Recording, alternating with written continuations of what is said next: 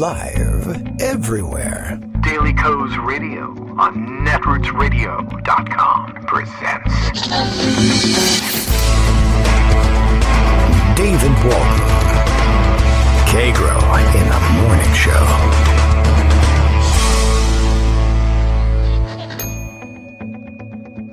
Now, here's David Waldman.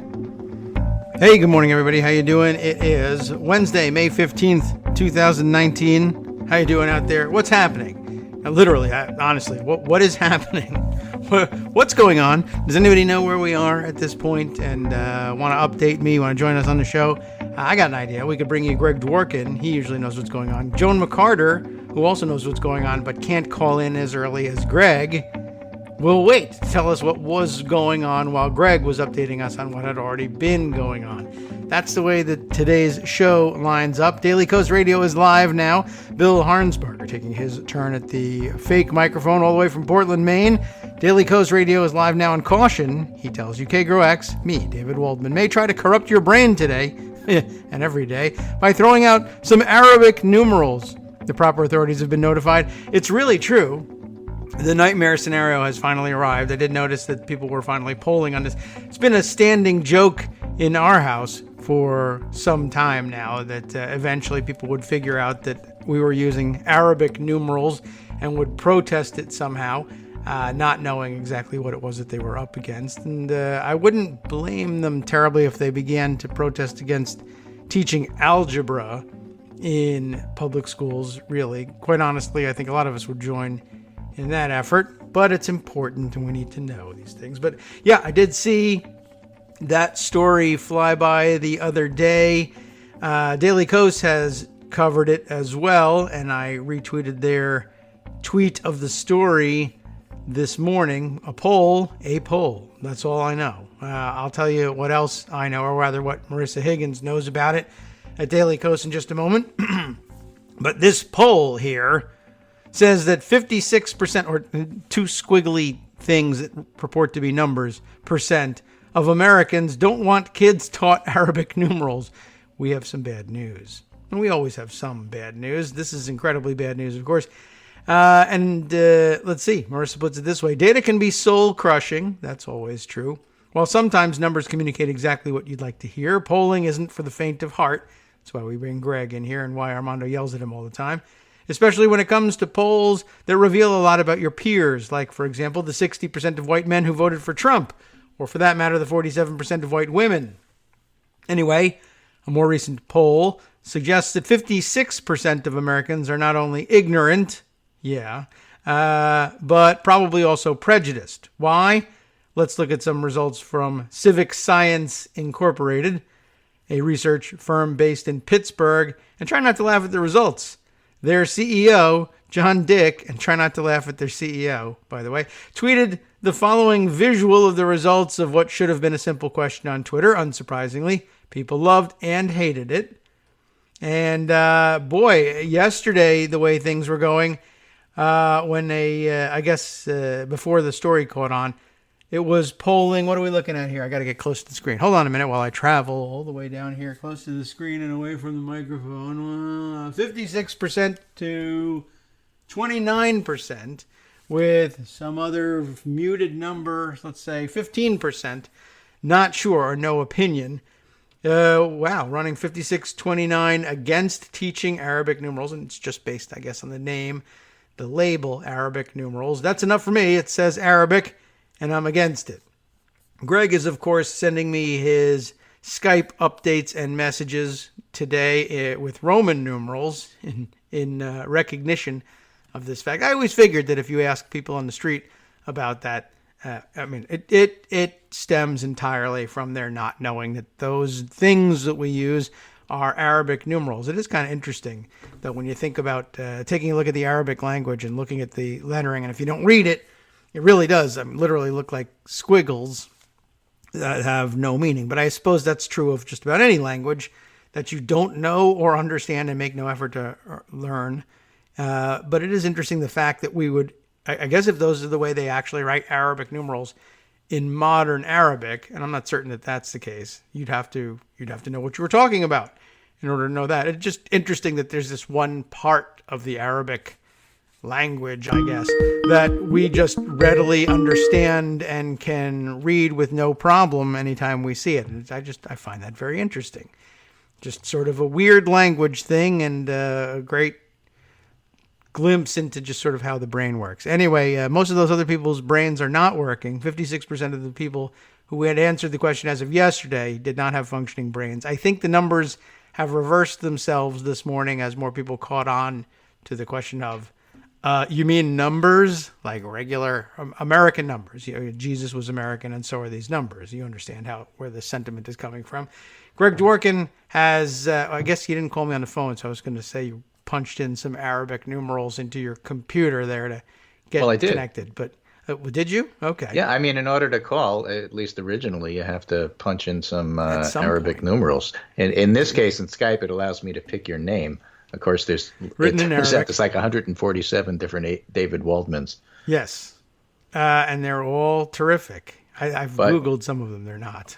Right. Well, I had to tell Skype. No, I want the David Waldman, please. Yes, number squiggle on the list. Thank you. Yeah. Well, that's all those legal people, all the legal eagles, who like to write things in terms of Roman numeral 3 A. 1 Arabic numeral, codicil C, section 4. I mean, you couldn't do all of that without the Arabic numbers.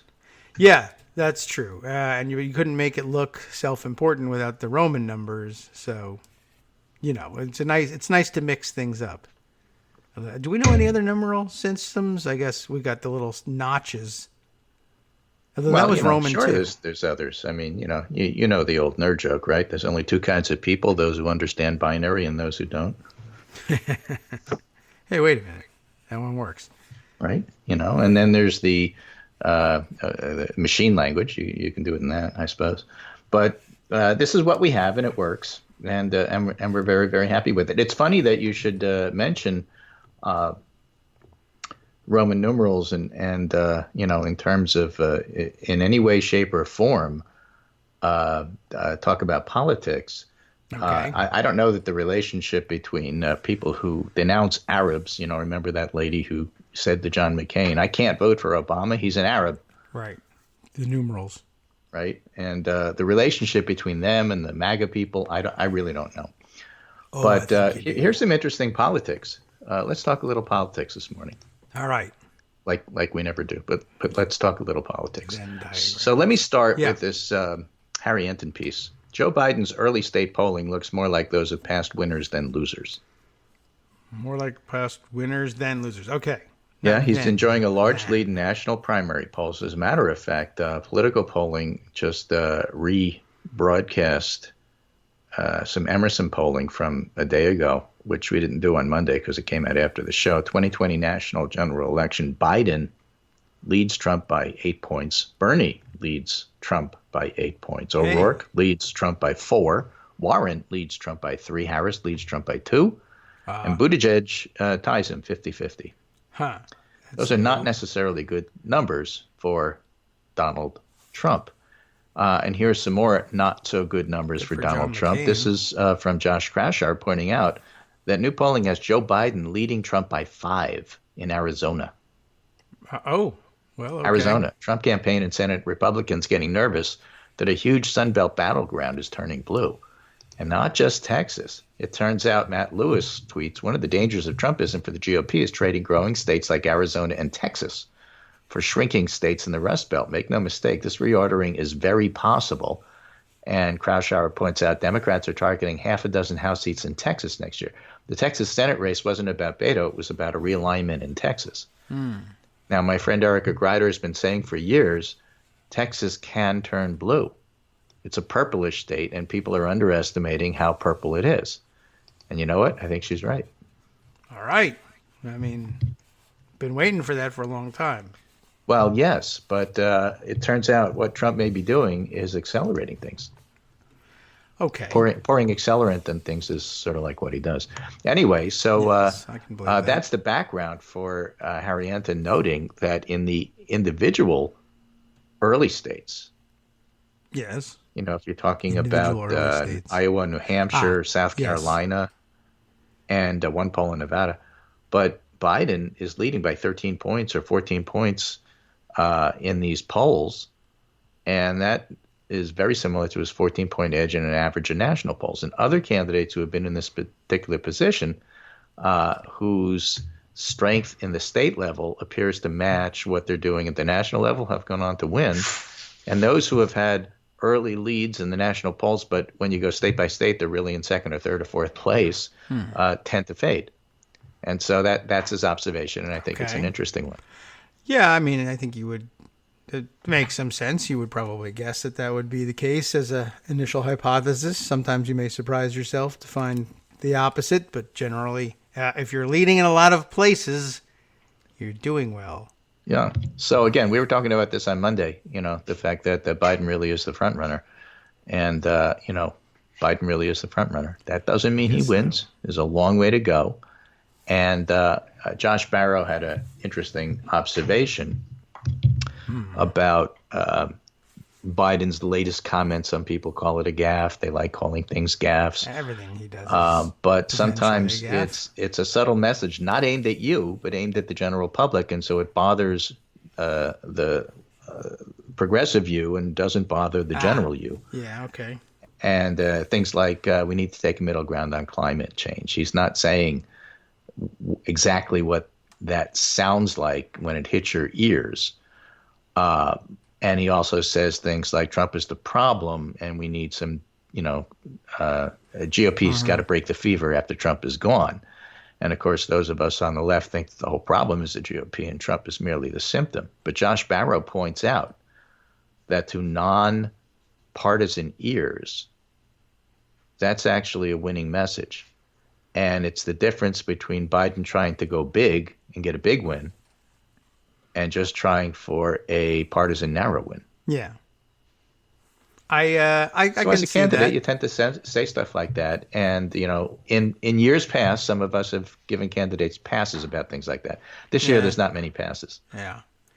I can see that. And there's probably fewer passes because there's 20 billion candidates and it's easy to find someone else if you're. And the other side of the coin there is that I don't really think that there's that many candidates. 23 are running, viable. but there's like 5 serious candidates. All right. So yeah, you're Joe Bidening right now. I am. Of course, there are several candidates. I have a list for you here. There's Harris, there's Warren, very serious candidates. Bernie. I think that if you want to pick one, Buttigieg or Beto, and throw that in there, that's okay. I mean, but really, that's right. Harris, Warren, Bernie, and Biden are the big four. Okay. Yeah. And fifth is none of the above.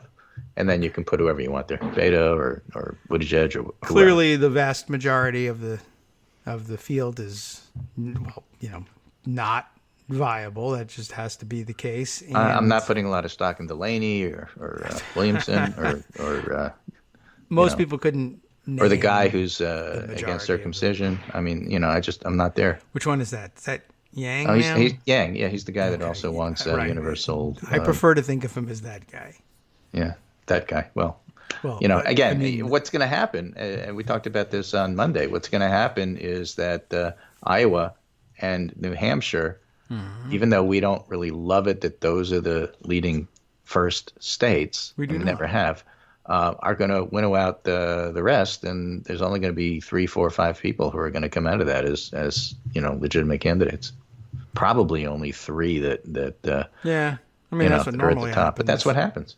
Well, so time. 23, yeah, fine. That's for now. Yeah, whenever we get this many, too, a lot of people just they everybody signs up for the auditions, but only one person's getting the part. Yes, well, that's always true. Well, I think we should change that. Well, let me tell you about a really. This is all stuff you know, right? There's nothing new there. Let me tell you about a really interesting piece that was just put up by David Byler, the data guy over at the Washington Post. Used to be Real Clear Politics. He's one of my conservative friends on Twitter, but he's the data guy, and he tends to go just with the data. And he has a piece here. It says, new piece up on the rise of the religious nuns. It's a term that if you're not familiar with, you should get used to. NONES, the nuns, no religion. I see, not the religious nuns. Yeah. not nons like, or musical notation or anything like that. New piece up on the rise of the religious nuns. Basic ideas. One, they're general. Oh, he's using Arabic numerals, I notice here. One, they're generally democratic.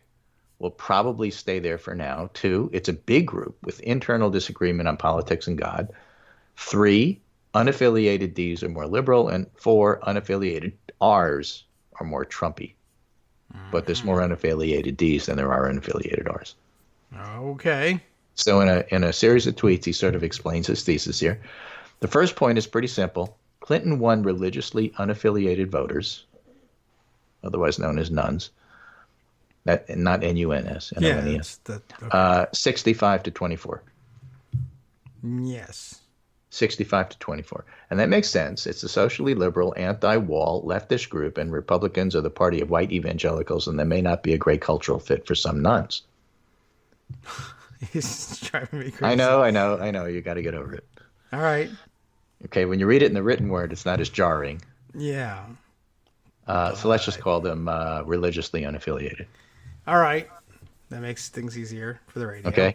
So I guess that the religiously unaffiliated, otherwise known as She's not even. Yeah. Okay. It's not reasonable to say this, but go on. stay left as long as the current social cultural divides between the parties look something like they do now. But it's interesting. There's real disagreement with the religiously unaffiliated. A small but solid part is on the right politically. And there are religious differences. Some are secular humanists. Others are more New Agey. Some believe in the God of the Bible. And the unaffiliated right and left are very different. On the left, they're more liberal than the religious left on a bunch of issues. Mm-hmm. He went to the CCES, that's the Congressional Survey, and found noticeable differences on social issues. In particular, non-religious Ds are more pro-choice, more pro-LGBT, etc. And on the right, they're more Trumpy. Republicans who attend church more frequently tend to feel warmer to various non-white and non-Christian groups and be more okay with immigration. Churchy Rs are way to the right of Ds, but the differences between church-going Rs and non-church-going Rs are still significant. In other words, the non-church-going Rs are the worst. Huh. Well, we have one for going to president. church and hearing about love thy neighbor kind of takes the edge off a little bit of Trumpism, is his point. I see. They think But they there's might still have to love their the neighbor. right Democrats. Okay, I can believe that. So maybe that'll make you more tolerant. Not you personally, but make one more tolerant of, going to church. So what does it mean for the future of politics? Not sure. Religion's hard to predict, and the U.S. has had periods of disaffiliation, revival, and for lack of a better word, innovation. So I don't know, says David, if disaffiliation continues forever, but it's possible to think through a couple of futures. Obviously, long-term continued disaffiliation could lead to Democrats just winning on social issues permanently.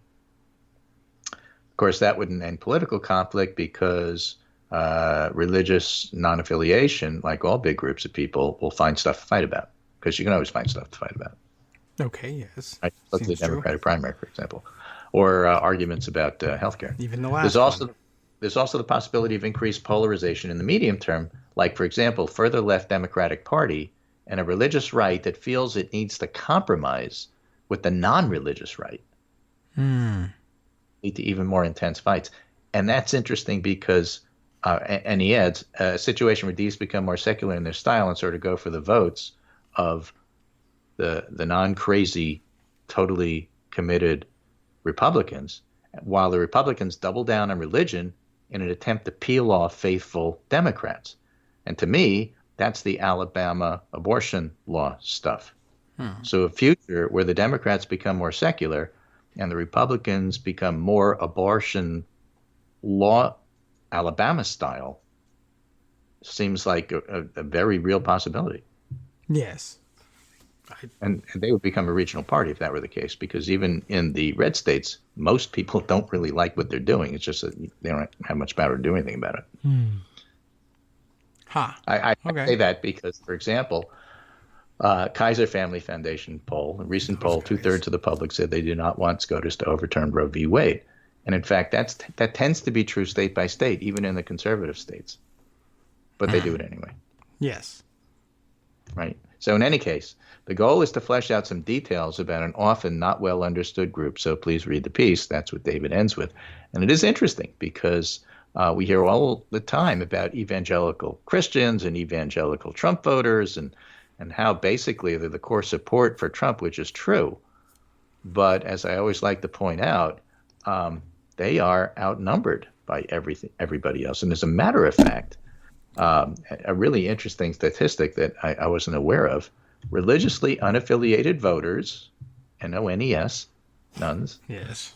made up a third of all Democrats and 13% of all Republicans. Okay. Last year, religious not affiliated became as numerous as evangelical Christians in the broader population. Oh, that I wouldn't have guessed. Yeah, that was the interesting stat. Catholics, evangelicals, and those with no religion each made up 23% of the overall U.S. adult population. Okay. So, the evangelicals, everybody knows how powerful because they vote as a bloc. Yeah. Bloc voting can be powerful even if you're in the minority if you stick to your Sure. vote, Yeah, Freedom Caucus. for We learned example. that. And those with no religion are just as numerous. Or even look at, we've always talked about this in terms of gun safety stuff. The intensity and willingness to vote as single-issue voters for years made the pro-gun voters more powerful than their numbers alone, even though they were always, on the bottom side of the polling numbers. Because those who were for gun safety also had other issues, and other things would tend to draw them away. So, again, voting as a bloc or being a single-issue voter can pull those groups of voters together and make them rather powerful if they vote and continue to vote as a bloc. And like you mentioned, House Freedom Caucus versus the Congressional Progressive Caucus, Right. which is which is bigger, but all over the place and never votes as a bloc. Yeah. I mean, been a problem for a long time. Yes. A problem in terms of if you want to get legislation passed and get the votes for it. Yes. Right? Yeah. Yeah. But those numbers were just startling because if you look at the numbers alone, evangelicals are actually a pretty small segment of the population. Yeah. Well. State by state, not true, especially as you go south. That's why they call it the Bible Belt. Okay. The voters are increasingly powerful and often misunderstood, these nuns, these religiously disaffiliated. They're a mostly Democratic group, and they're likely to stay that way for some time. But beneath the numbers, unaffiliated voters have real political and spiritual disagreements, and they're leading both major parties into uncharted territory. So that's what I'm going to leave you with. All right. That's what I'll take. Okay. Pretty amazing, huh? I think so. I mean, you forget. Yeah, you do forget. So I think it's worthwhile to remind us of that. Now, here's a weird tie-in with religion. This is an interesting article in the New York Times, a topic that we've been following for various angles. Despite measles warnings, anti-vaccine rally draws hundreds of ultra-Orthodox Jews, and this is a vaccine symposium with scare quotes around it, as it should be. Get out of in there. Rockland County, denounced by health authorities and some ultra-Orthodox rabbis who said the speakers are spreading dangerous propaganda. And virus. Right? Because an ultra-Orthodox rabbi, and remember, in the Orthodox community, there's like everybody's a rabbi. Right. It's true. Hundreds of them. Because, so there isn't one rabbi who speaks for the group. An ultra-Orthodox rabbi falsely described the measles outbreak among Jews as part of an elaborate plan concocted by Mayor Bill de Blasio of New York, who's, by the way, running for president. He's one of the 23 that I'm dismissing, to deflect attention from more serious diseases brought by Central American migrants. Oh, boo. Right? Man. I mean, but this is what they're hearing in their local chat groups. Yes, there are some very weird right-wing ultra-Orthodox. A pediatrician questioned whether Jews were being intentionally given bad lots of vaccines that ended up giving children a new strain of the virus, and Andrew Wakefield, the British doctor who studied linking measles vaccines with autism, was widely discredited and condemned, appeared via Skype at this conference, that's scare quotes around conference, to offer an almost apocalyptic vision of a world in which vaccines were giving rise to deadlier immunization-resistant diseases. We Hasidim have been chosen as the target, said the Rabbi Hillel Handler. Okay. Hillel Handler. He handles Hillel for us. The campaign against us has been successful. Well, you know, Yeah, I mean, you read this and you go, what? Wait, where? The gathering was denounced by local elected officials, health authorities, and some ultra-Orthodox rabbis, who said the speakers so were many. spreading propaganda that could cause the outbreak to deepen, risking the health of countless people. While this is happening in upstate New York, in New York City, school after school, religious school, has been closed by the New York City Health Authority because either they're not turning over their vaccine information, they're lying about the vaccine information, or they don't have any vaccine information because they're supposed to collect it and they don't. Yeah. So it's, again, there's a whole culture clash between the civil authorities represented by the health departments and the local communities. And again, it's not even a religious thing because there's nothing about religion, including ultra-Orthodox religion. For some reason, I'm having trouble saying that. Ultra-Orthodox religion. There's nothing about it that says that you can't or shouldn't do vaccines. No, not yet. But soon they'll discover a scroll that says so. Well, it is. In a telephone interview on Tuesday, Rabbi Handler sought to soften his anti-vaccine remarks. Sure, why not? How so? I don't mind if somebody takes a vaccine. It's not my business. What am I, a fascist? Yeah, he even disagrees with himself. Right. Well, you got to answer a question with a question. That's the whole deal, right? Sure.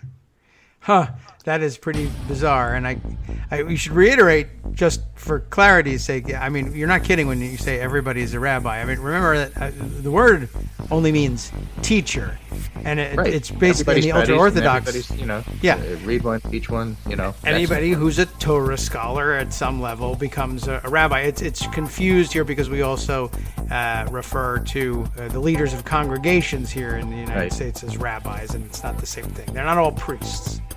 Okay, well, we'll be right back, unless we get measles. Hi, it's me, David Waldman, your host for Kagro in the Morning, with a brand new interruption to say thanks to all of you who support the show. Remember when I told you that our average monthly donation was about $7, for which you were getting 2 great hours of news and entertainment 5 days a week, and how that came out to about 70 cents an hour? That's a pretty good deal, except it's wrong. The math actually works out closer to 17 cents an hour. It is hard to beat a deal like that, and even harder to send your kids to college on it. Thankfully, Patreon.com makes it easy to make that work.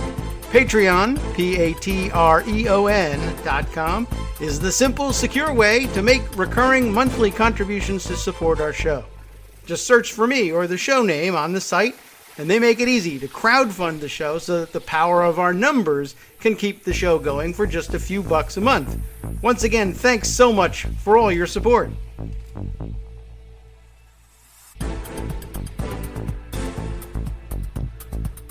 Welcome back now to the Kagro in the Morning Show here on Netroots Radio. We are not at war with Iran yet. You just sent me a fun political cartoon that I can't show anybody because picture. But one day we'll add, no we won't, add video to the component. But no, there's really no chance of doing that. I mean, all you'd have to do is flip some switches, but you don't want to see what's going on. Right. Okay. Very good. Right, but so far, still but it's John not Bolton at war. beating the war drums, and in fact, there's with his own mustache. Associated Press with his mustache. Associated Press story this morning: breaking: U.S. Embassy in Iraq says the State Department has ordered all non-emergency government staff to leave Iraq right away. Iraq, huh? Meanwhile, Ryan Goodman reports on Twitter. Wow, important not only because the British commander is saying this, but that he's speaking out now. Major General Gika, G-H-I-K-A, Deputy Commander, S&I Combined Joint Task Force Operation Inherent Resolve, quote, there has been no increased threat from Iranian-backed forces in Iraq or Syria, end quote. Okay. Which prompted remember, he's the deputy commander. It prompted the American commander saying, no, we're all on high alert because we think there is. They never comment, right? But they felt they had to because the British are telling the truth and they're trying to beat John Bolton war drums. All right. Well, we should, they speak a different version of English there. Maybe in England, no increased threat means the opposite. Right. There are, increased risks, and there's a range of threats, he said, but there is no specific increased threat from Iran. And so it looks like, the American government sending 150,000 troops there. And it's not because you want them to police the border and clean up the mess and pick up the cigarette butts. No, I guess not. Although, it's very worrisome. Well, yeah. We saw this kind of saber rattling at the beginning of the Iraq War back in the day, in the 2000s, and we told everybody this is a really bad idea, and it turned out to be a really bad idea. Right. But it worked for them, so I guess they'll Mission do the same accomplished. thing, and here Right, they are. you destroyed the world, and you led that. Did we? Arguably led to the rise of Donald Trump because of the stupid things that George Bush did, and here we are. Yeah, that an increasingly frequently made argument. In fact, I was reminded of it this morning reviewing some tweets I saw yesterday discussing exactly that, and that it was the excesses of the George W. Bush administration that made inevitable, perhaps, the rise of what became Trumpism. It could have been anybody else-ism. It just turned out to be handed over to this particular idiot who's even more malleable about these things than most. But whoever... Right. In a nutshell, Republican don't forget the George W. Bush people, especially Karl Rove, are the originators of the, you keep writing about reality. We make our own reality. Right. And make it up as you go along. What became fake news or just lie about everything, it has a new label, but it was invented a long time ago. And a lot of those people carried it forward from previous Republican administrations. Really, since Nixon, there's been nothing else at the core of the Republican Party but do what you want to do and claim that the president has the authority to do it. And just, push that envelope as far as you can get it. The president has the authority to do anything, is the William Barr School of interpretation, and that's how we get where we are now. So let's stick with an international theme here. Here's a follow-up piece on the mess in the United Kingdom. Brexit rebels tell Theresa May your EU divorce deal is dead. Brexit supporting rebels and British Prime Minister Theresa May's party said on Wednesday, that would be today, that they would vote down her European divorce deal when she brings it back to Parliament early next month. Brexit had been due to take place on March 29th. Lawmakers rejected withdrawal agreement that May struck with Brussels 3 times. The UK is now scheduled to leave the EU by October 31st. May will bring a withdrawal agreement bill back. In the week beginning June 3rd, it's expected to be voted down because people in her own party are telling her that they're going to vote her down, following which I presume she would resign. You would think. Brexit supporters in May's divided Conservative Party said her deal was as dead as her crisis-riven 3-year premiership. Okay. Her own party's going to throw her out. That's the way it works there. Yeah. All right. I don't know. They just keep giving extensions to themselves. Right. Well, didn't they vote on this in Parliament already? Yes. Like again and again and again and again and again. And then one of them said, I know my colleagues won't vote for it. It seems absurd to bring it back. It's the same thing again and again and again. Yeah. So who cares? Defeat in the June vote would likely spell the end of her divorce deal and her premiership. Mm-hmm. You know Not what? that it will They be need replaced with anything else. Yeah. Go back and do another referendum. It's the only way out. I guess so. I don't know whether they'll realize that right away. They may, in fact, replace her, and then the next person will also be faced with the same impossible situation. And well, then the next person will be a hard Brexiteer, like Nigel Farage or somebody like that. It'll still end up not working. They may not throw the guy out, but I guess at some point people will realize we can't come to any conclusion about this thing. We're just going to have to. The Conservative Party, the Tories, may actually put in the only person who could lose to Jeremy Corbyn. Well, that would be pretty shocking, but not impossible. Right. All right. I no further comment. I'm no fan of Jeremy Corbyn. Yeah. Okay. Well, that is odd, to say the least. I guess we'll just watch. Nothing we can do. They're not listening to us, and we're not listening to them. So. So there's all sorts of other stuff we could talk about. I don't know what you want to talk about, but maybe, we should just call it a day and go on and save some of the stuff for tomorrow. Okay, we can do that if you want to conserve resources. I understand Joan is busy this morning and may want to jump in a little early, so maybe it works out. I don't know if she's ready for this early, but... Hey, this early? That'd be great. I haven't been on with Joan in a long time. Yeah, I'm not certain It may not exactly be what today. she's talking about, but that doesn't matter to me. I'm happy to I'll talk about things until she's ready to show up. Isn't it like 3 a.m. out where she lives? Yes, China, exactly. Something like that. Right. Well, no, but it is. It's early, but news happens. Yeah. Well, anything west of the Hudson is like out there somewhere. Right. It's a different time zone. I don't understand it. It could be 15 hours. I don't get it. Yeah, my son lives in California. I'm still adjusting. Okay. To that, I'll message him at 7 a.m. and it's like, how come you haven't answered me? Where are you? Just one after the other. The message. What are you doing? Where are you? Yeah. Well, that's where you learn to keep the phone downstairs. Oh, okay. Let's see. I think there's a new button that allows me to very easily add. Oh, I missed her call. Joan, are you there? I'm here. Oh, you are. Okay. Joan. I missed an earlier call. Hi. Wow. Hey. Which one is that? Abby says hi too. Whose dog is alerting us? That's amazing. I didn't know Abby knew how to use Skype. This is why we don't use video. Holy moly. That was me saying hello. It made them very excited. I guess so. Me with a bad case of croup. Wow. Well, that is unusual. I don't usually get that from a Skype call. Usually the doorbell has to ring. Yeah, exactly. Okay. Wow. Oh, One's on a hair trigger for alert, so. yeah. How are you, Joan? I'm good. Abby, how are you? That was Abby's listening very intently, but she's not making any noise right now. Okay. Wow. sorry. That was exciting for everybody. I like dogs. Dogs are good. So, can you tell us what's happening with all of this Alabama Roe v. Wade reversal stuff? Like, what's going on here?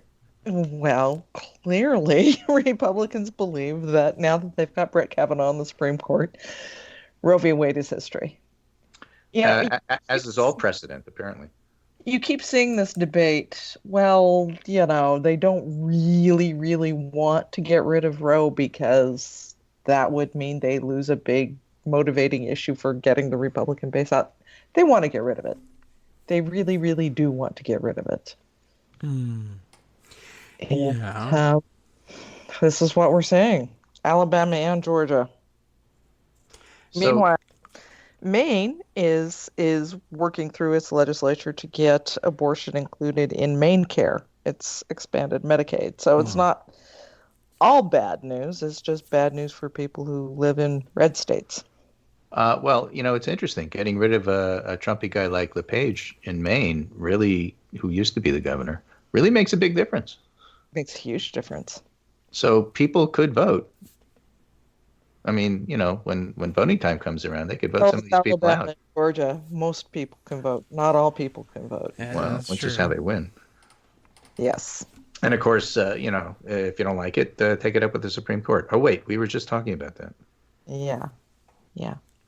Problem. Another virulently anti-choice district court judge was appointed yesterday, or confirmed yesterday or the day before. Again, I think it was the fourth who was pushed through despite the opposition of his two home state senators. Oh, yes. Okay. Blue slips. We get the fifth one today, I think. So much for blue slips. So much for that great institutionalist, Mitch McConnell. Well, Mitch McConnell basically says, you know what, folks, I really don't care if you don't like me. Yeah, Nope. I mean, it doesn't matter. Doesn't bother me at all. It'll get me elected in Kentucky, so I'm with my president no matter what. Yeah. Or against the Democratic president no matter what. Yeah. Whichever Well, works. it's interesting because between these things passing statewide and as we talked about on Monday on this show, the closure of a lot of rural hospitals, they're just might be the kind of backlash that we're starting to see in places like Arizona and Texas, which are tending to be more purple states, maybe even a little bluish tinge than anybody expected at this particular point in time. And if they keep pushing this, that's going to have to be part of the reaction to that. I think so. I hope so. Just a lot of people get hurt in the meantime. Yeah. Well, it was good to overlap with you. Thanks for coming on early. I'm going to leave and let you folks talk. Hopefully your departure won't set off another bark fest. I think there's a button for that on Skype. Yes. Yeah, I'm pleased they added a nice new button that it simply allows you to merge the calls the way it used to be. But I don't know, they changed the programming, but this time they have a nice, cool button that made it very obvious. I was very pleased. It's funny because Skype has this symbol for a group chat. Yeah, I don't know if you've seen it, and to me, it actually looks like a doggy paw. It does. Which makes total sense given the conversation we started out with here. Huh. Okay. I don't think I've seen that symbol. Where is that? I don't know. Or maybe I don't see things as dog paws, possibly. That could be. All right. Take care, and I will talk to you tomorrow. All right. Very good. Thanks. Thank you, Greg. Bye, Joan. Well, that was something. the outbreak there of the dogs barking, but dogs bark at me all the time. I'm not good with dogs. I try, but I was recently told that I think that dogs, and it's always neighbors, friends, whoever comes by with dogs, and they're always astonished. I can't believe my dog is barking, so he never does this. And then it was pointed out to me, I think to the extent that I talk to dogs at all, when people bring their dogs by, I don't have dogs. I speak to them as I would speak to any person. And apparently it freaks them out. You have to talk to them like dog owners do and do the whole, you're such a good boy thing. And shake your head and look them in the eye and talk about them in that very weird sing-songy voice. And if you just say, hey dog, how are you? They go crazy. Apparently that's the guess at what's triggering them, because people with dogs that never do anything, these dogs are always snapping at me. Oh, wait. It could be they don't like your smell. That could be. And I mean, who would like my smell? Why would anyone like that? I don't know. I think I keep myself fairly clean. They just don't like soap, I guess. On the other hand, yeah. I send out whatever dog pheromone or whatever. They just love me. Nah, I see. Well, they follow me dog around people. Sometimes. When I was a little girl, we would go to the next town over. Yeah. Fairfield was population, 230 or something when I was growing up. That was the closest town. That's where I went to school. Okay. And then for big shopping, we would go to Gooding, which probably had about 1,200 people. And lots of dogs just hanging around downtown, because that's what happens in small towns. And when we would do our shopping, they would just trail us around. Huh. Well, sometimes I guess that's an interesting thing. The dogs don't like me if I try to speak to them. Although if I go the other direction and I ignore them and try not to pay attention to them because I don't want to have anything to do with them, then they do they do tend to follow me around because they're looking for attention. And I'm like, I can't give you the attention you need. I'm going to screw it all up if I speak to you. So. But that's why I'm afraid still think to you're a one. wonderful person, no matter what dogs think. I hope that they We just know think better. the same thing. They just disagree with me on a theoretical level, and well, I don't know. One of my kids wants dogs. One of my kids could care less. He doesn't particularly like dogs either. But I want to have one very badly for him, but I don't want to be I'm working from home, of course. How so old that is means. he? My younger son, The one who wants the dog. he's 13 and he's wanted a dog for a long time, but that'd be 5 years. I keep saying I'm open to it, but I also know that means that dog is going to hang around me all day because I'm home, and of course that also means if you're a dog person, you get over the stuff that dogs require. If you're not a dog person and you say, I know you don't really particularly like dogs, but how do you feel about picking up their poop all day. Right. Oh, well, Yeah, that would be that's great. I always can't the wait drawback. for that. Right. Yeah. But if you're a dog person, you say, well, that just goes with the territory. I'm like, I Yeah, know, I don't if- want the even territory. when you're a dog person, it's not fun. Yeah, well, I'm sure there's nothing fun about it at all, really, but you put up with it because, gosh darn it, I just love them so much. But if you don't and there's poo, what are you going to do? Right? I might We as should well have just, a pet podcast yes, instead of a politics it'd podcast. be a lot easier. And Yes, and a lot more fun to talk about. really, although I should just adopt poo. It's easier to take care of, and it's just as disgusting. But okay, the food bills stay lower. Speaking of Marco Rubio, Ah, all right, exactly. I'll adopt him. did you see his series of urgent tweets this morning, warmongering? Oh, no. Yeah, Uh-oh. Rubio he's all ready. He has to get on board with the war. Okay, well, that keeps him Republican. That keeps him Republican. That keeps him useless. Yes. Yeah, I'm still a little bit unhappy with our friend Chuck Schumer from 2014, 2016, when he refused to. Yes, 2016, because Rubio had his change of heart when he was going to leave the Senate forever and become president, and then decided he wasn't going to become president, so he'd better be back in the Senate. Yeah. And I forgot about that.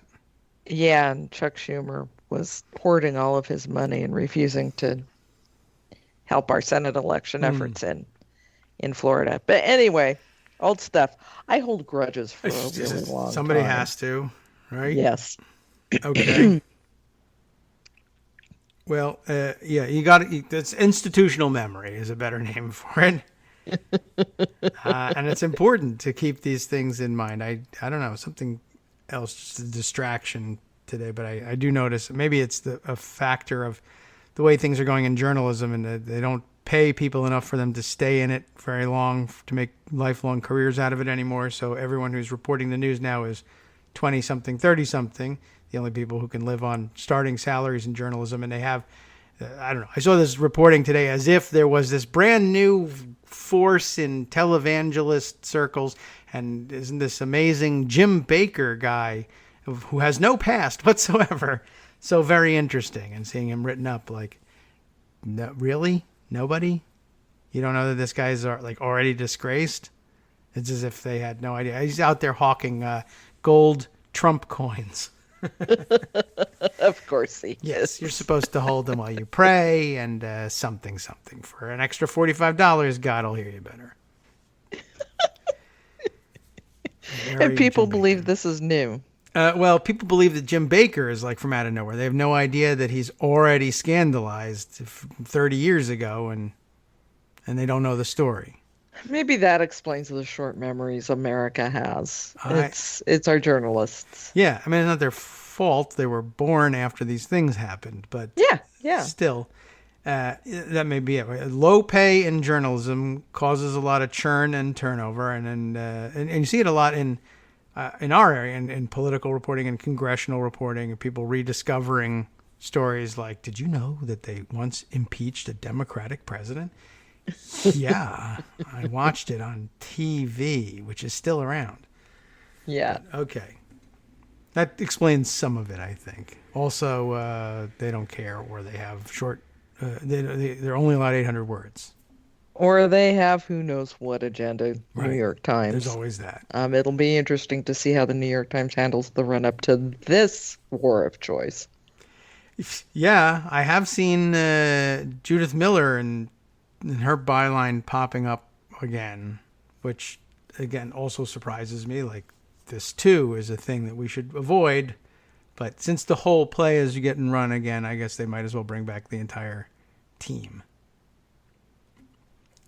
Well, I don't know. Troubling, to say the least. It's yes, extremely troubling. The thought of Donald Trump having anything anywhere near to do with war in Iran is really, really, really terrifying.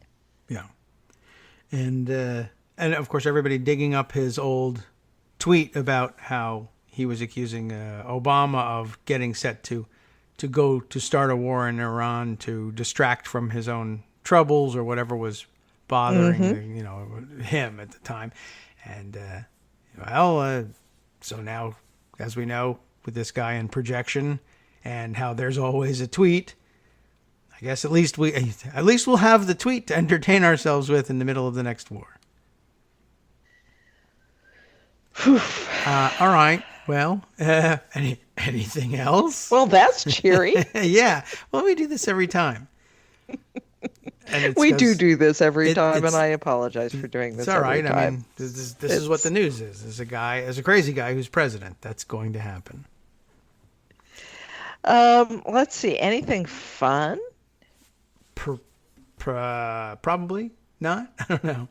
Well, let's see. I know that the subpoena cases are beginning to move through court. I guess there was a first hearing yesterday on the first of them, and I understand there's some sort of deal being worked out for Trump Jr. to finally testify in some limited capacity. Well, I mean, privately, whenever he testifies or speaks, it's in a limited with capacity. a cap of a couple of hours. 4 Time hours? cap, time limit, and well, he's very shy all of a sudden. Yeah. Not surprising, I guess, because Republicans run that committee, and when they insisted on his testimony, the chairman was getting yelled at, and Burr got a lot of push. Yeah, so they come back with this instead. Now, they usually come to some compromise when there's a fight over subpoenas with executive branch officials, but there's legal doctrine behind those fights and compromises. Here, of course, this is a private citizen. He should not be able to avail himself of any of that leverage. It's merely because the chair is a Republican and he feels like he needs to knuckle under to the president and his fans, so he will. And it's regulatory capture majority for leader. Yes. The ghouls kill him. Don't forget McConnell. Yeah, of course, that's true. And I mean, that's why he got all the people yelling at him. But let's see, we saw an argument in court yesterday about the first of the subpoenas, and the attorneys for the president's team making some absurd arguments, including that it was simply flatly unconstitutional for the Congress to believe that they were allowed to conduct oversight of the president. And the judge just having to sit there and saying, what? Well, that's exactly? a novel legal argument. Yes.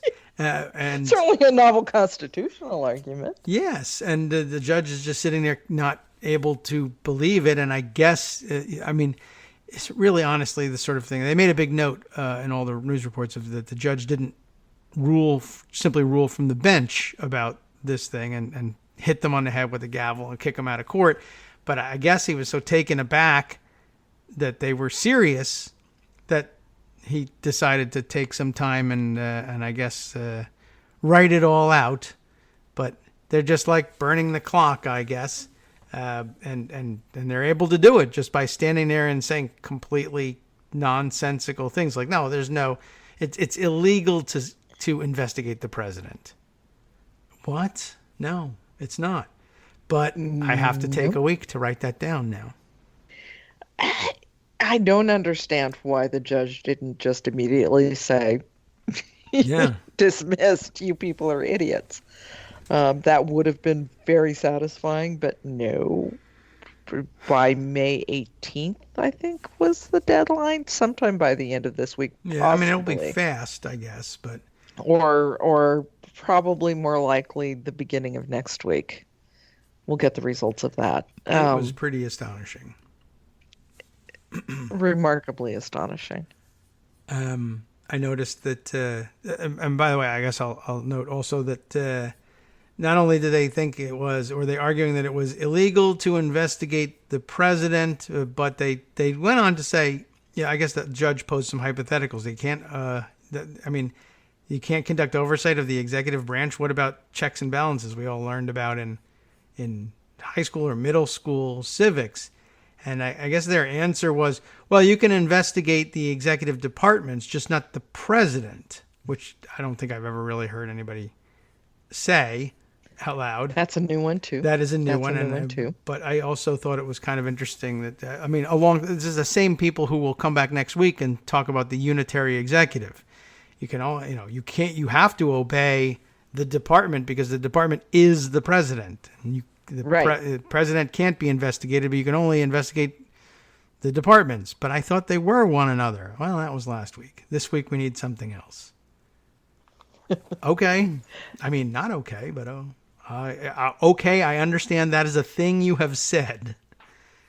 Got it. That's all I can tell you. Sorry, I'm doing a little shift here. Okay. Relocating. We have a new dog sitter, so hopefully things will be a little quieter.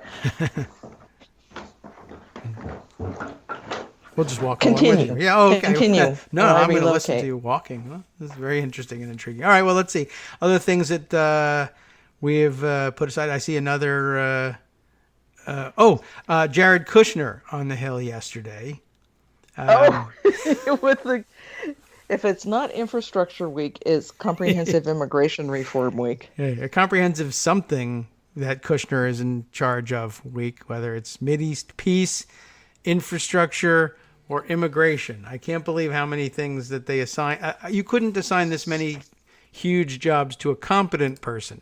But of course, well, they didn't. So I guess no, they didn't. I guess they're in good shape on that one. But apparently he came to brief Republican senators on his new comprehensive immigration plan. And I guess long story short is all the Republican senators came out and said I didn't learn anything. He didn't tell us what his plan was. He couldn't answer any questions about it. Apparently, Stephen Miller was sent along with him, and every time Kushner would lose his place and lose his train of thought and be unable to answer questions, Miller would jump in, which I'm sure that went over really huge, and Kushner really totally appreciated being talked over by Stephen Miller. So bailed out by Stephen Miller. I think probably he was okay with this since he didn't know any of the answers. Well, we'll see. He's a jealous and weird guy. We'll be right back. Jared Kushner is a cipher to me. I have no understanding at all of what he thinks, what he stands for, who he is, other than Ivanka's husband.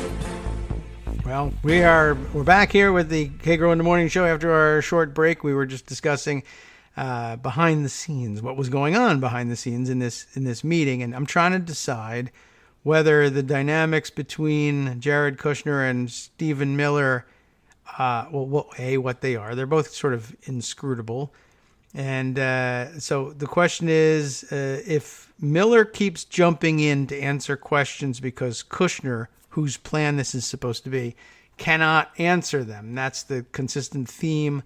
That the feedback that they got from all the admittedly anonymous sources, people who were in on the meeting but who didn't want to be called out for calling Jared Kushner an idiot.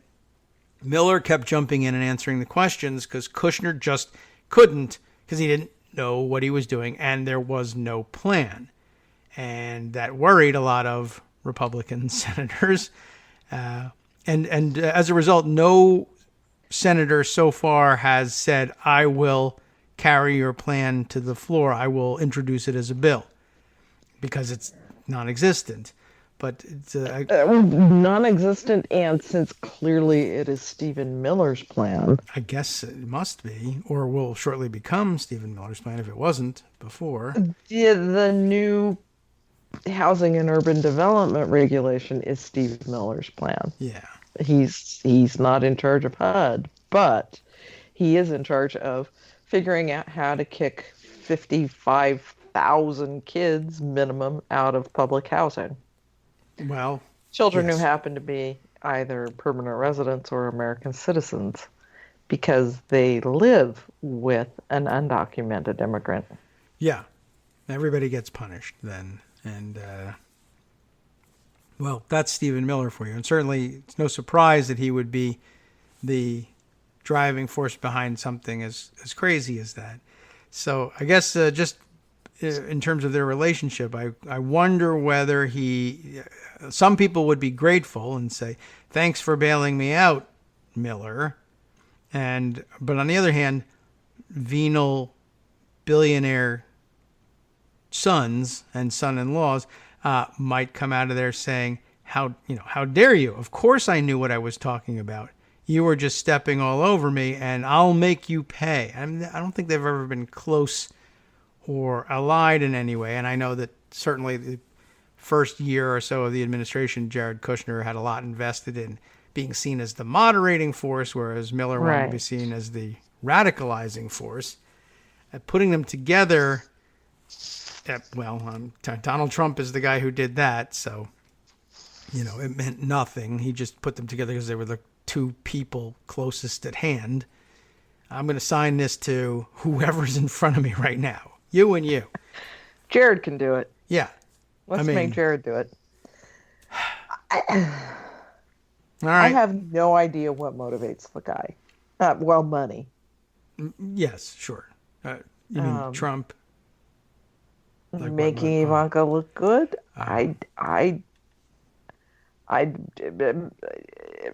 Kushner is a cipher to me. I have no understanding at all who he is. Yeah. And that's kind of scary. I mean, yeah. Stephen Miller, we know. He's true. Yes. I mean, the second coming of Hitler. I'm sure there's lots of secret parts that it's better that, some of which we don't want to know. But Kushner, I mean, very few people even know, he's spoken in public before, but can you conjure his voice in your head? No. Yeah. Usually person that high up in government, you have some sense of how they sound when they speak, because that's a big part of the role of leading the country, but whatever. We do know that he can't get a security clearance. Yeah. That much we know. And that everything he's been assigned literally everything under the sun, and it's long past time for a rational person to realize he's not going to be able to do any of those things. And even if he could do the things you'd assigned him already, he's not done with them, and so he'll have no... How do you have time when your portfolio is Middle East peace for infrastructure and immigration and a couple other things too? So, I don't know. Don't really intend for any of it to happen. I guess that's it. And so it came... So what he is pass. window dressing. Okay, I mean, that's your idea of window dressing, then go ahead. Well, let's see. That's pretty amazing. The long and short of it is I don't believe we're going to have comprehensive immigration reform coming out of the Trump administration. I would guess not. I mean, the Republicans who came out and were willing to speak on the record afterwards said... all they had to say about the plan was platitudes. Well, it was very interesting and we learned a lot, or something like that. And they said, well, what are the prospects for this plan? Getting Democrats on board. The press covering the meeting was working with the assumption that they would need Democratic votes to pass the thing. I guess presumably because it's legislation, you can so far still filibuster it. For the time being, and so therefore it would require some Democratic votes. They all just said, they laughed and said, well, first we have to get all the Republicans on board with this thing. The problem being that there's no thing. What they would say anonymously was, there's no plan here. And on the record they would say, well, we'll all have to get on the same page. Ha ha ha. Which was, in combination you can draw out from that they have to get on the same page, but that Kushner didn't come with any pages to get on. That's the problem. Yeah. It's just amazing that this guy persists. And I remember when he was going to go back to New York. Why didn't that happen? He's not getting anything done. I don't know why he doesn't. I mean, I guess he loves... I would really love them all to go back to New York. Yeah, that would be great. But to a penitentiary in New York would be certainly preferable. That would be but helpful if we can get it. But I don't think Donald Trump's going to have a particularly welcome reception back in New York. no, I assume he just spends the rest of his life hiding behind a Secret Service detail. At Mar-a-Lago. Oh, yes, that's Florida possible, can true. take anybody. Yeah, I mean, I guess Trump Tower, I guess, is the kind of place that you can not sneak in and out of, but if you have Secret Service protection, you can get in and out without facing the public. And inside the building, everyone's a scumbag, so it's fine. But when's it's the like last time you family. went to New York? It's been a long time, and it is interesting because remember he started out saying that the White House was a dump and he hated it. But, Yeah. But New York is very difficult. I assume that they spend a lot of time sitting around waiting places for the Secret Service to clear the streets and then come get him out of a room and then drive him a short distance. And I think that drives him crazy. So he's more comfortable in Mar-a-Lago. I don't think he's going to be able to spend a lot of time there. And he might want to. I don't know how he feels about New York. It won't change because New Yorkers would ordinarily protest him. He's not going to be anywhere near them. There won't be a person within 100 yards of him when he's in New York. Next time, whenever that might be. But Yeah, Mar-a-Lago's much better because he can bring all those people to him, like the Chinese people. Yeah, right. And pack them all in there, and apparently nobody checks anything. That's amazing. And so for all amazing the role the Secret Service plays in all this. In New York and everywhere else, he's sealed off hermetically from everyone. When at Mar-a-Lago, it's as porous as could possibly be. And you get yourself in trouble as a Secret Service agent stopping spies. It's astounding. Although you have to wonder how getting into dangerous territory here, how committed the Secret Service might be to protecting this particular POTUS. Yeah, I don't know. I'm not gonna. Yeah, see what you're saying. Well, don't test it, but they can't be really happy with it. But it's he treats them like servants. Yeah. Although I'm sure there's disappointment with everybody eventually, but he's particularly hard on them, and has been particularly hard on their leadership, and has purged their leadership a couple times, I think. And I don't know whether it's because they protest the idea of being treated as servants, or it's just that's what he does. He loves firing people or having other people firing people and saying he's doing it. I don't know. Like you said, it's hard to figure out what motivates him besides money and doing whatever the hell he wants. And being beloved by crazy people. Yeah. Speaking of which, And leaning forward. It's not news yet. We just got the results. Okay. There's going to be some interesting stuff coming out from the latest survey from Civics, the Daily Kos affiliated polling firm. And one of the really fun things that they've been doing that will be helpful tracking stuff over time is inserting a question on the demographics part of it about Fox News viewership. And when you look at the crosstabs, man, those people skew numbers. Yes.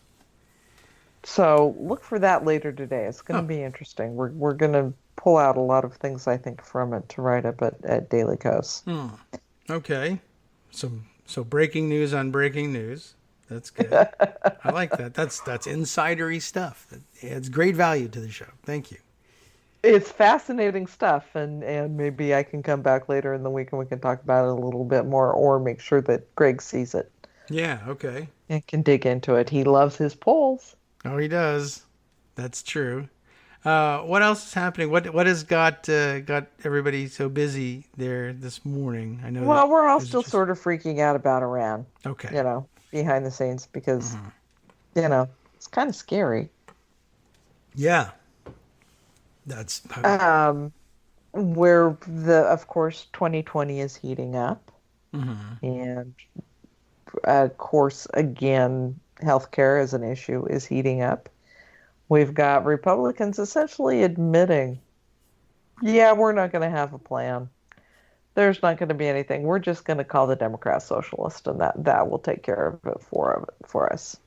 Okay. Well, that might. Which is going to be, no, seriously, this is Chris Pax, spokesman for the National Republican Congressional Committee.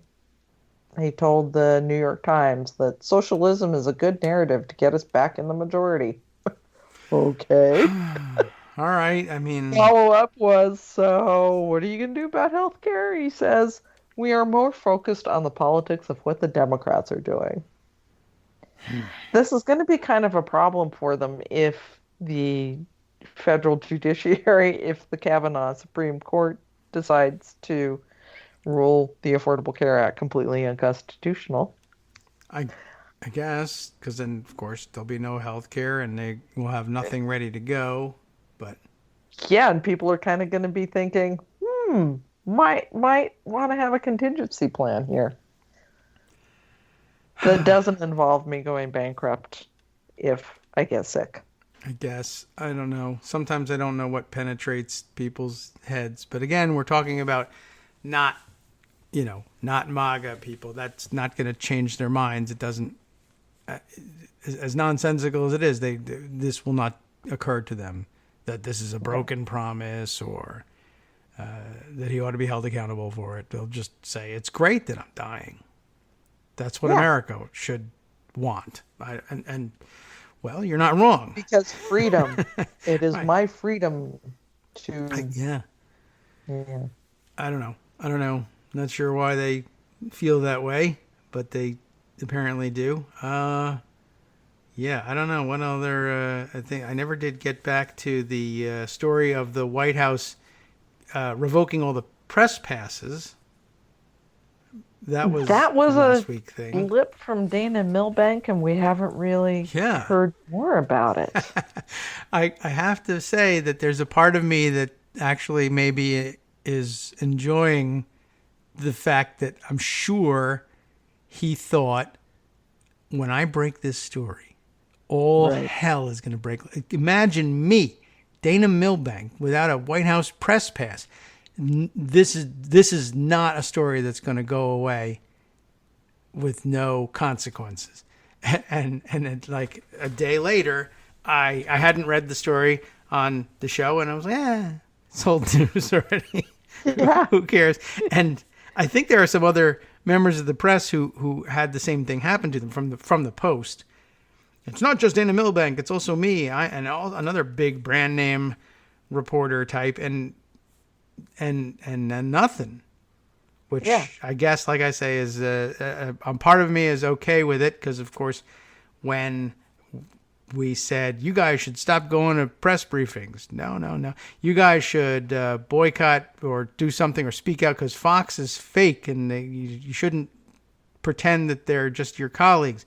Nah, actually, there's some good reporters there. You guys should not attend the White House Correspondents' Dinner because, well, we're going to do that too. And then all of a sudden, something went wrong for me. Everyone should quit. Yeah.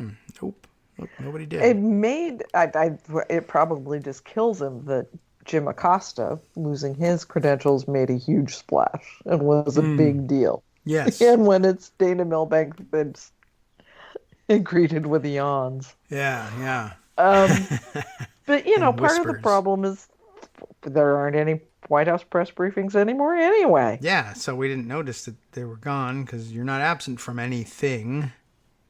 Even more frightening, there hasn't been an official Department of Defense press briefing since last August. They're busy having wars. What would they tell us? Right. There's kind of an awful lot happening that maybe they should stand up in front of the American people and the television cameras and talk to us about. Yeah. Maybe? Well, there's no Secretary of Defense, so why have press conferences, I guess. But, I mean, it's just the thing that they don't do. And I guess there, too. I mean, for Dana Milbank to say this is the point of outrage here where everyone should go crazy. The point of inflection on outrage. you're a reporter. You depend on these briefings. Why? And they don't have. Instead, they have what do they call them? Gaggles. And outside now, which Yeah. okay, I'm not really. I guess I can only Go object stand to in that. the parking lot and Right. They should have them in the next to the dumpsters, just to humiliate them further, I guess. But they go to those things. There's no press briefing, but you go there every day and stand there and do nothing, and then because something might happen. It's a bizarre system. It's always been a bizarre system, and now it's just frighteningly opaque. yeah. Well, I guess. I mean, they did always have a minor point of, well, these people say such crazy things when they do speak, even if they're speaking outside in the driveway in the parking lot. Someone has to cover that. It just never had to be your highest paid reporters, especially if you weren't going to be critical of it in any sense. If you're just going to write down what got said and say, wow, isn't it wacky that they said that? Anybody could do that. But you have to shout questions at them, I guess. Is this an Or at her. improvement? I don't think so. No. But nothing has I mean, the whole system visibly has been changed broken either. for a while. Yeah. That's very true. But I guess there's just nothing Is this visible. an opportunity to remake the system? I don't know. It needs to be. Lots of things need to yeah. be remade. The Senate needs to be remade. Oh, yes, How we do that's true. elections needs to be remade. The entire Republican Party needs to be pretty much ground into dust and have to start over from scratch. But Yeah, well, what do unfortunately, I that's know? up to I'm just them. a dirty hippie blogger. Yeah, it's a pain in the neck being right every once in a while, or maybe always. Yeah, the Cassandra thing's getting a little old. Yeah, and besides, I guess eventually I see Chuck Todd will just say, the problem with you is you're right too often. The optics of this are bad. Yeah, Hillary Clinton was too prepared. This morning, I guess he said, it looks like Democrats, they're investigating too many things. They're doing too much oversight. Hillary Clinton was too prepared, and you guys are right too much. People hate that. Oh, Chuck Todd. Why did we end up with Chuck Todd? Don't know. Or Dana Milbank, or Yeah. Chris Cillizza. Yes, right. When I hear Dana Milbank, the first thing I think about is that ridiculous podcast or whatever it was, video thing he did Yeah. with Chris Cillizza. They're sitting there in their smoking jackets. Yes.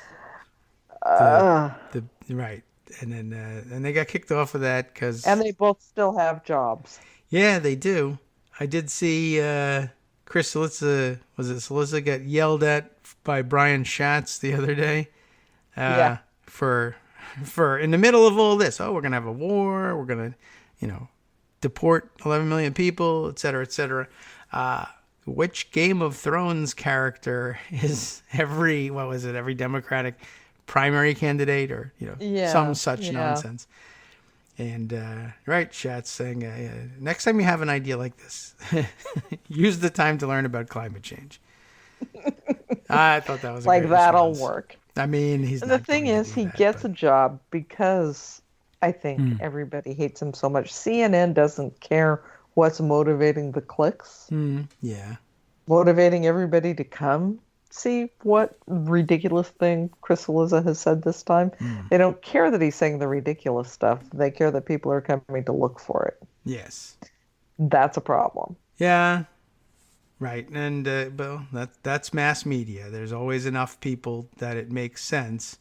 You and I and everyone listening knows it's a dumb thing that you're going to end up clicking on, but the vast majority of the rest of the country says, oh, I think I better look at, the top 5 things you should know about whatever news has already been analyzed to death for the last 24 hours. But Cillizza's Well, just and getting it's around also to the it. clicks that are coming to see the train wreck and Oh, laugh yes, and point that's fingers true. and make fun. Right, It everyone doesn't needs matter to- to CNN. Yes, that's a click is a click. What's motivating the click? They're just getting it, and that's what matters. Yeah, right. True. Chris Cillizza's clickbait I guess he is. And in all its forms. yeah, it's interesting now that you mentioned. I'm thinking about Like, for instance, I never did subscribe to his email list. I just got put on it, and it's easy enough to unsubscribe. I just never have bothered to do it. And I think part of the reason is that it is, though I never link to it or show anybody anything, it is just kind of funny to look at Chris Cillizza and what he's up to at the moment, because it's always about, even in the internet age, it's always at least 5-6 hours behind everything else. And it's always billed as, like this is the hot news, hot off the presses, exactly what you've been talking about from, for the last 5 hours. And I'm just looking at what shows up, the title of everything. I'll look at all of them unread in my inbox here. What the Alabama that's abortion one law I is. did unsubscribe from those because should. I just didn't need that on top of everything else every day. Yeah. So. It's just, well, you don't need it at all. I guess that's the thing. What the Alabama abortion law really aims to do now shows up. It's 9:30 in the morning. That was all written yesterday. We all know. Yeah. Right. Let's see. What other ones are just sitting in here? Donald Trump said he won in 2016 because he didn't release his taxes. And here's the 2020 Democrats' Game of Thrones characters. There's the one. The 56 wildest lines from Donald Trump's whirlwind last 24 hours. But by the time that's written, that is stale news. We've all moved on. Yeah. To Iran. Yeah. Well, hopefully that's attracting more attention anyway. And so Friday he'll have an Iran piece. Just one of those things. It's awfully serious for him to think about. Yeah, maybe. Well, anyway, we've probably spent 5 minutes more on Chris Cillizza than he deserves. It's been such a burr under everybody's saddle for so long. So it works. Yeah, it works. He gets those clicks, even if we're just doing it to make fun of him. Damn it. All right. Well, my fault. I'll take that one. Mine as well. Yeah. All right. Well, let's see. I mean, I don't know what else to throw in here or what your schedule is actually like for the morning. But... Well, we'll have to wrap up by the half hour because the tree guy is going to be coming and the dogs are going to be... Oh, that'll be crazy. Going insane again. So my bathroom. What are you doing? Wow. Okay. I've got a tree. So yeah. Okay. Well, you can take care of those items easy enough. I'm trying to think of anything else anything else we need to catch up on before we let you sneak out, or if anything else occurs to you. Do the Congress beat all's we've got in the Senate is pushing more horrible judges through. Yeah.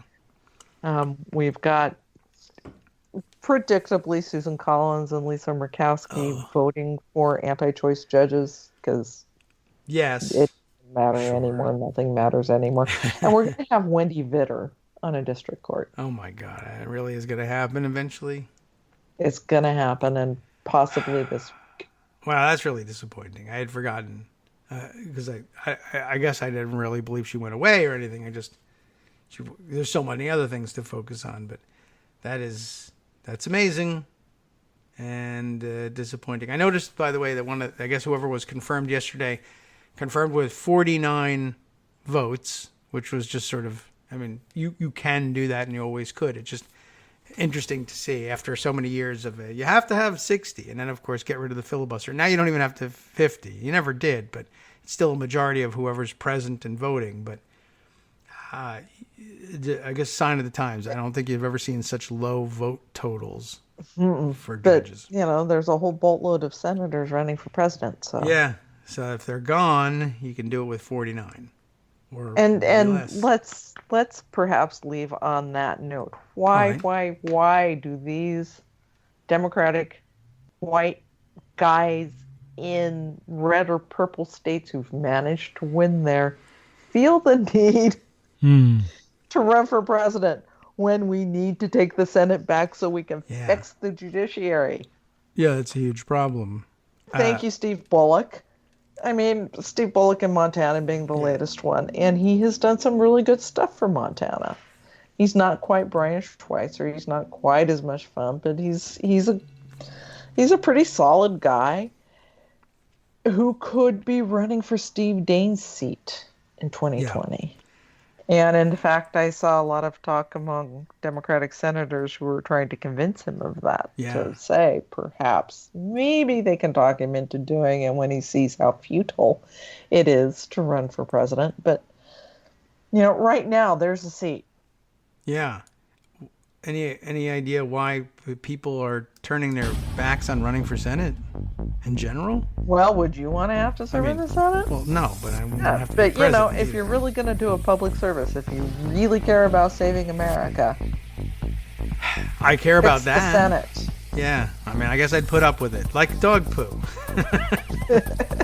Just to make a comparison. And now that we've come full circle, I will bow out as we go to the break. And Okay.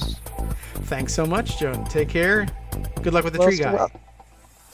Hi, it's me, David Waldman, your host for Kagro in the Morning, with a brand new interruption to say thanks to all of you who support the show. Remember when I told you that our average monthly donation was about $7, for which you were getting 2 great hours of news and entertainment 5 days a week, and how that came out to about 70 cents an hour?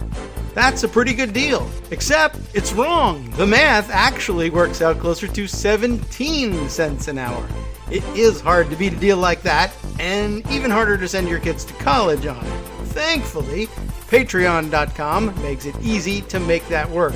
Patreon, Patreon.com, is the simple, secure way to make recurring monthly contributions to support our show. Just search for me or the show name on the site, and they make it easy to crowdfund the show so that the power of our numbers can keep the show going for just a few bucks a month. Once again, thanks so much for all your support.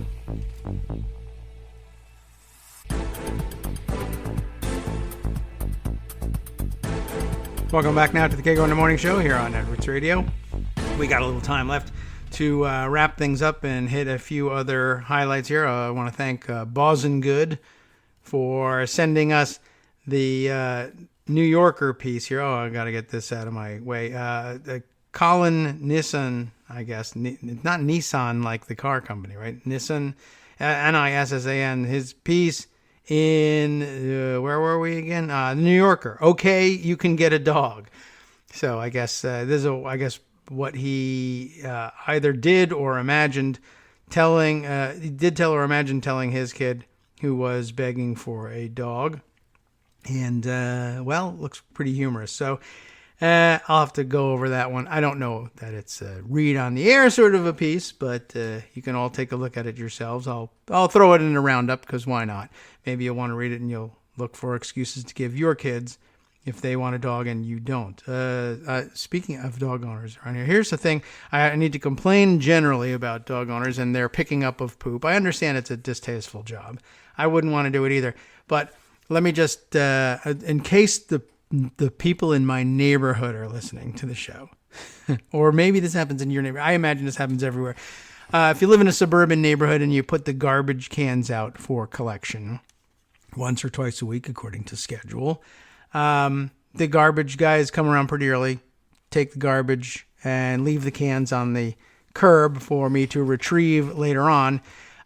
If you are walking your dog and your dog poops and you have one of those plastic bags to pick up the dog poop with, and you usually do, if you pick up dog poop, and understandably you want to get rid of it as soon as possible. We have in our neighborhood, we got little dog poop stations around, some of the nice grassy areas. The dogs go and they poop there, and there's a dispenser of those little bags in case you've run out, and a garbage can that's all about dog poop, and it gets emptied. I don't know what the schedule is, but the homeowners association comes around and empties those things out, I guess, on a regular basis. Could be a little more regular. I've walked past them before in July heat and thought they could pick the schedule up a little bit. But what you're not allowed to do is just choose any garbage can, like particularly mine. This has happened a couple times lately. People's dogs poop. They do the responsible thing, pick up the dog poop, bag it, and then say, here's a garbage can. It's on the curb, so that makes it public, I guess, in their minds. And after all, it's a garbage can, so who could really mind? This is garbage going in a garbage can. I'm not littering. I'm a responsible person. But my garbage cans have to sit outside in the sun for a week until the garbage guys come again, and that means that your dog's poop rots in there for a week, and you should not do that. So if you're a dog owner and you haven't given that any thought and you've been tossing dog poop, nobody who listens to this show would do this. I think that's probably pretty plain. But if you know anybody who does, you might instruct them that no, there are better places to put the poop, and no, that doesn't mean if there aren't, then take it home with you. You got the dog, not me. The reason there's no dog poop on my property is I don't have dogs. Part of the plan.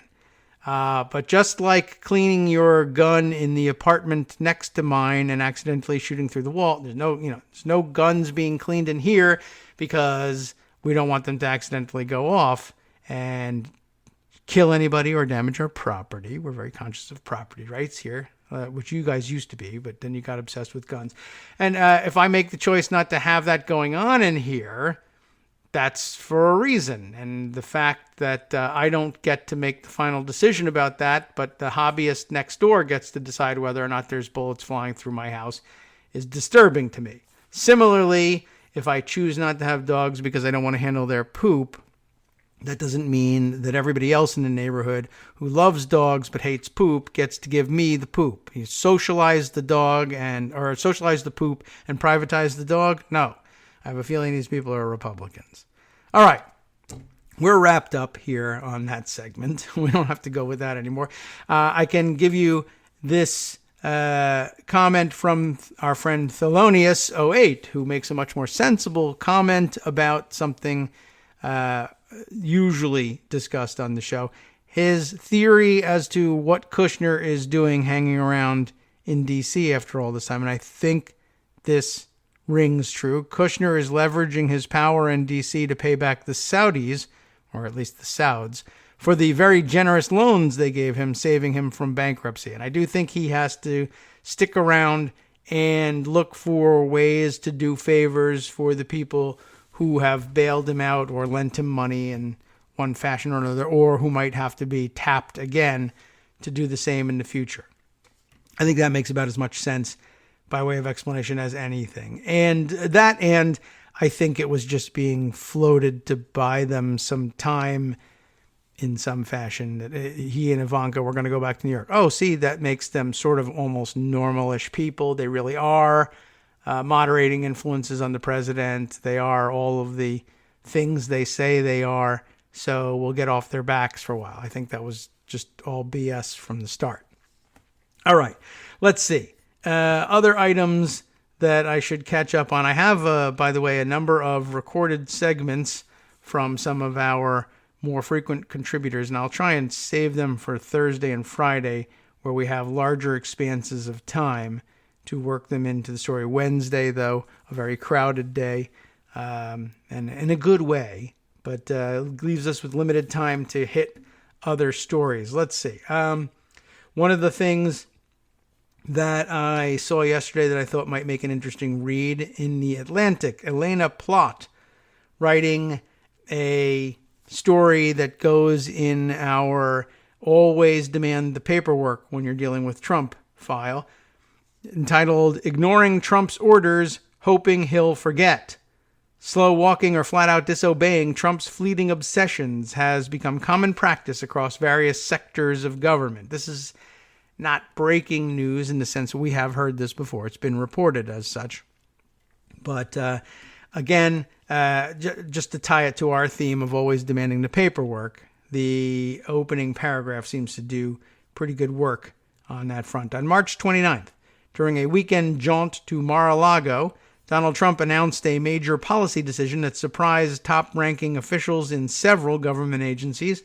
The United States was cutting off aid to Honduras, Guatemala, and El Salvador, the president said. Never mind that Trump lacked the authority to unilaterally scrap and redirect the funds in question. His decision was sure to please supporters such as the Fox News host Laura Ingraham, who had previously argued that one of the only ways to stop the border crush, as she put it, is to threaten a foreign aid cutoff. Even though that's generally counterintuitive, the foreign aid is meant to improve conditions on the ground there such that there won't be such a gigantic refugee problem. But I suppose their thinking was, well, if the governments became scared that they weren't going to get the aid, they would crack down and seal their own borders. I don't know whether that's really going to work. I don't know whether they actually want people who would prefer to be refugees to stay in the country or not. I can't speak for those governments. I'm not really sure. Anyway, the reporting says stunned State Department officials hurried to put together a statement that evening. The letter promised to, quote, carry out the president's direction and end fiscal year 2017 and fiscal year 2018 foreign assistance programs for the Northern Triangle. We will be engaging Congress as part of this process, which is a nice thought because they're supposed to be kind of the entirety of the process. A similar situation played out in January 2017 when U.S. Customs and Border Protection was sent into a frenzy trying to implement Trump's Muslim ban 7 days after he took office. A month and a half passed since the president's Central America announcement, and according to lawmakers and aides, the administration is not advancing the issue. Senator Pat Leahy, who serves as the ranking member of the subcommittee that funds foreign aid, told me that this was the inevitable result of an impulsive and illogical decision made by the president. It caught the State Department and USAID by surprise, and they have been scrambling to figure out how to limit the damage it would cause, Leahy said. We have heard nothing so far, a senior Democratic official on the Senate Appropriations Committee, which must sign off on any funds that state wants to reallocate, told me. What money are we talking about? For what purposes? What's the timeline for this? It's been weeks now, and we've asked multiple times, and we know nothing. The State Department, by the way, did not respond to my requests for comment. In the Trump White House, a month and a half is more like a lifetime, meaning that many officials, voters, and reporters, not to mention Trump himself, have long since moved on from the momentary chaos. Indeed, one outside advisor to the president's 2020 campaign told me he didn't even recall that Trump had pledged to cut off the aid. This routine has both drawbacks and benefits for the president, but for American taxpayers and citizens of other countries, the effects can be devastating. By impulsively announcing a policy, Trump often harms his chances of actually seeing it brought to life, given a directive's typical lack of vetting. But because so much of the news cycle is driven by Trump's off-the-cuff statements and tweets, and not necessarily the follow-through, his supporters are often left with the image of a president who has, in fact, slashed aid to Central America, even if the money is still flowing into the three countries in question. And it is. As one senior Trump campaign official told me last week, the president's appeal is about the fight, not the resolution. Since assuming office, Trump has issued many private demands to aides that have either been slow-walked or altogether ignored. But when the president dictates those spontaneous orders publicly, officials are suddenly accountable to a much broader audience, at least in theory, to make them a reality. Take an early morning in July 2017 when Trump tweeted that he was banning transgender individuals from serving in the military. According to two former White House officials who asked for anonymity to share their private concerns, Trump tweeted news of the ban from the residence shortly after a phone call with a handful of senior aides in which the president had broached the topic but agreed to wait and discuss it with the aides and other Defense Department officials in the Oval Office that afternoon. We literally had just spoken to him about holding off on a decision and having a conversation later that day, maybe even bringing in Mattis and McMaster for it, one of the sources recalled. But then he tweeted it, and there really wasn't any easy or effective way to walk it back. White House Press Secretary Sarah Sanders declined to comment on the record for this story. On April 12th, nearly 2 years after Trump's order by tweet, and after prevailing in 4 court battles, the Pentagon officially implemented a policy that bars anyone diagnosed with gender dysphoria or who has undergone a sex change from enlisting in the armed forces. The president, meanwhile, has not tweeted about the topic at all since that summer morning in the residence. So here we are, like, destroying lives, and he hasn't even noticed that he once said this thing. This cycle is a source of frustration among many of the aides tasked with trying to bring the president's impulsive public demands to life. She just quit that job. Even if Trump fixates on an entirely different issue the next day, perhaps something gleaned from that morning's episode of Fox and Friends or the previous night's Hannity, multiple officials across the federal government are still left to allocate resources and finagle some sort of response. He is the president, after all, it says parenthetically, and you should just stop saying that or even believing it, quite honestly. Sometimes that means containing the fallout of Trump's hastiness by walking back a decision, but doing so in an obsequious manner. In December of 2018, Trump took to Twitter to announce the immediate withdrawal of all U.S. troops from Syria, a decision that blindsided his own generals, Congress, and American allies.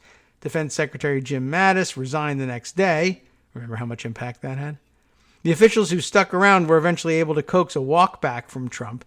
An immediate withdrawal shifted to an agreement to keep 400 troops deployed in the country indefinitely.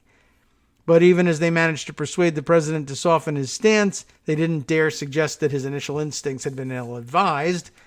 In January, 16 Americans were killed by an Islamic State suicide bomber just 1 month after Trump tweeted that ISIS had been defeated. And Vice President Mike Pence remained insistent that the caliphate has crumbled. Beyond finding some way to make these pronouncements happen, or gently push back on them, government officials have a third, if rarer and riskier approach: ignore the president's directives altogether. If it was a tweet that could conceivably be about another agency, normally those things would just be policy pronouncements that would steer toward not a slow death necessarily, but a general opinion of the president. I don't know what that means, actually. Former White House official told me, we felt like we could sit quietly on those. I guess if it's not clear which department is supposed to work. Could be us. Looks like it's us, but we can't prove it. Just walk away. Consider one early morning in March, when Trump broke his silence on the national conversation around Jussie Smollett. The Empire actor had staged a hate crime, alleging that 2 white men had tied a noose around his neck, poured bleach on his head, and shouted, "This is MAGA country," on the streets of Chicago, which isn't MAGA country.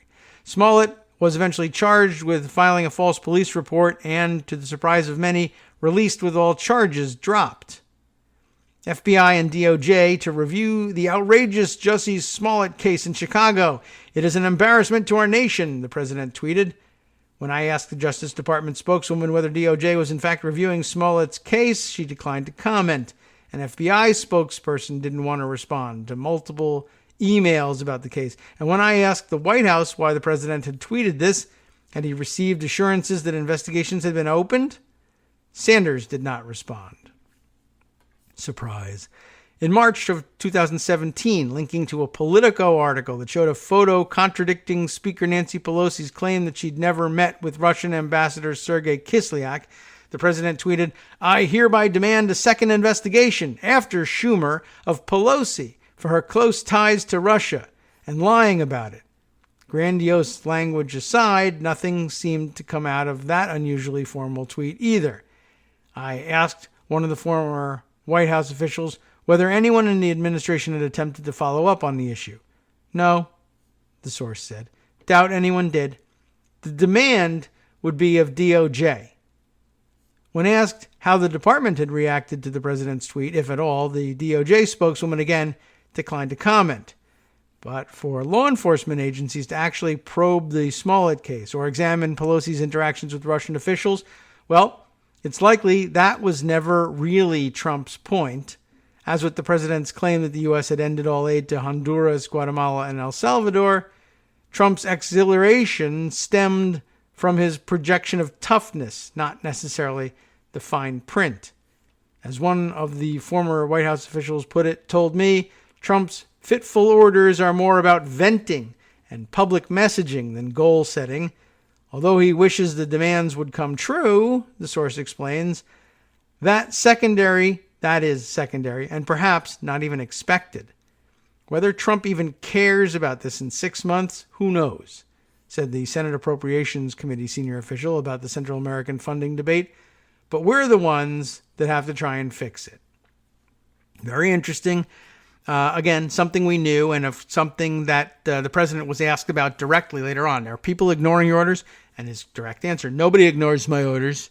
The second round of stories about people doing exactly that as a matter of habit. Just thought I would bring that up. All right, let's see. A few more minutes left here. We've talked a little bit about Kushner and his briefing. Yes, perhaps we should catch up with this one from Bloomberg. Who's our reporter here? Dariana? There's a Daryanna. Dariana Krasnolutskaya. Krasnolutska. Dariana Krasnolutska and Stephanie Baker teaming up for this Bloomberg piece. Ukraine prosecutor made up Biden claim, Kiev lawmaker says. Well, we knew that this thing had been called into question and apparently being called even more aggressively into question now and brought up as a hoax. Let's take a look at this one. I think we got hints that this was coming in the last round of stories. A Ukrainian lawmaker accused this country's top prosecutor of manufacturing a, quote, conspiracy about U.S. Democratic presidential candidate Joe Biden, according to a political intrigue playing out from Kiev to Washington. The lawmaker, Sergei Lashenko, we've definitely called his name before, said he had been given parts of a letter written by the prosecutor with the intent of currying favor with the Trump administration. The letter was sent by the prosecutor through unofficial channels to President Donald Trump's personal lawyer, Rudy Giuliani, the lawmaker told journalists on Monday in Kiev as he distributed copies of 2 pages. The letter, purportedly written by Prosecutor General Yuri Lutsenko, said that Biden, while U.S. Vice President, personally received income from a Ukrainian natural gas company in exchange for lobbying activities and political support. The lawmaker said those allegations were false. As Lashenko explains it, the prosecutor was trying to hold on to his job in a new administration. The incoming Ukrainian president, Volodymyr Zelensky, campaigned on a vow to fight corruption and has said he would name a new prosecutor general. I can assume that Lutsenko's plan is simple. That is, to build intrigue around Biden to show U.S. authorities that the prosecutor can be a useful partner, Lashenko told reporters. Larissa Sargan, a spokeswoman for the prosecutor general, denied that Lutsenko or anyone in his circle had written such a letter. The pages, which were reviewed by Bloomberg News, didn't include dates or information about the sender or addressee, and their authenticity couldn't be verified. Giuliani didn't respond to requests for comment. Ukrainian officials have been drawn deeper into a dispute over Giuliani's claim that Biden, as U.S. president, had intervened in Ukrainian politics to head off an investigation of the gas company, Burisma Group, where his son was a board member. Burisma and its wealthy owner, Mykola Zlochevsky, have denied any wrongdoing. Lashenko, a former investigative journalist, was a supporter of Zelensky and has taken part in some election and transition meetings. He didn't say when the letter to Giuliani was sent. He said he had received the excerpts through people allied with U.S. conservatives. Giuliani told the New York Times last week that he planned to visit Kiev to urge President-elect Zelensky to pursue inquiries into matters of interest to Trump, including an investigation into Biden's involvement with Burisma. We're not meddling in an election, you remember this quote, we're meddling in an investigation, which we have a right to do, he told the Times. There's nothing illegal about it. Somebody could say it's improper. The controversy centers around Biden's March 2016 ultimatum to Ukraine to fire the country's then prosecutor general as the U.S. and its partners pushed the country to deal with official corruption. Giuliani alleged that the demand by then Vice President Biden raised questions about potential conflicts of interest. Biden's son, Hunter, sat on the board of Burisma, whose owner had at one point been under investigation. The case against Burisma had been dormant when Biden demanded the firing, a former Ukrainian deputy prosecutor, Vitaly Kasko, told Bloomberg News last week. Giuliani quickly canceled the trip amid criticism that he was enlisting a foreign government to help Trump get reelected. Yes, Biden responded that Giuliani's planned trip to Ukraine was inappropriate. And in so many words, goes ahead and says so. A spokesman for Biden had previously said he didn't talk to his son about his business. Hunter Biden left Burisma's board last month. Giuliani, who had planned to give a speech to a Jewish group in Kiev, told Bloomberg News over the weekend that he would reschedule the event for the fall. Giuliani has labeled Lyshenko an enemy of Trump, accusing him of revealing a so-called black ledger from the country's Party of Regions that detailed payments to people including former Trump campaign chairman Paul Manafort. Giuliani and others close to Manafort have called the ledger fraudulent. Lyshenko on Monday said the ledger was authentic.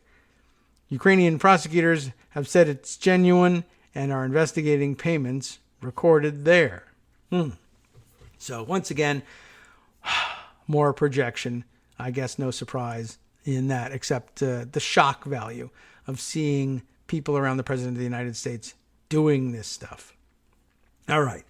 Let's see. Other things that we should catch up on. Oh, yes. You know what? We had some great contributions from people on the question of who technically pays tariffs, after all, since I was leaving that as an open question yesterday. By way of resolution, we can read a couple of responses. One, I just picked up a quick primer about it that, long story short, says that when you, as a potential seller of Chinese or whatever foreign goods, want to import things into the United States, basically they're brought in, they're unloaded off the container ship and they're brought into a customs facility, and they're basically not released, I guess, from the customs facility to the importer, the importing party, until the tariffs are paid.